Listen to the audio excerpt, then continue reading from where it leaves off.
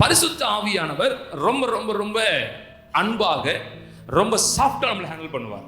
நம்ம செய்யற சில காரியங்கள் அவருக்கு ஹர்ட் ஆகாமலாம் இல்லை, காயப்படுத்துது, வெளியரங்கமாய் தெரியல. அந்த வெளியரங்கமாய் அவர் செயல்படும் போது நீ தொடர ஒவ்வொன்றும் உனக்கு காயத்தை கொடுக்கும். நீ செய்கிற ஒவ்வொன்றும் உனக்கு வேதனை கொடுக்கும். நீ செய்கிற ஒவ்வொரு காரியமும் அவரை ஹர்ட் பண்ணி சொன்னா உங்க லைஃப் டேமேஜ் ஆகும். இன்னைக்கு கிறிஸ்துவாகி நமக்கு தெரிய மாட்டேங்குது.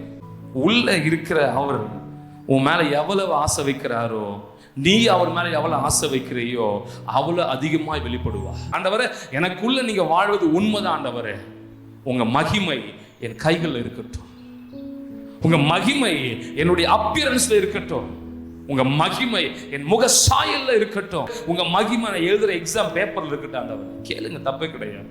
அவர் எங்கேயோ ஒரு இடத்த உள்ள வச்சிருந்தனாலதான் இன்னைக்கு மனுஷர்கள் மத்தியில தலைகுனி நிக்க வேண்டிய கட்டாயம்.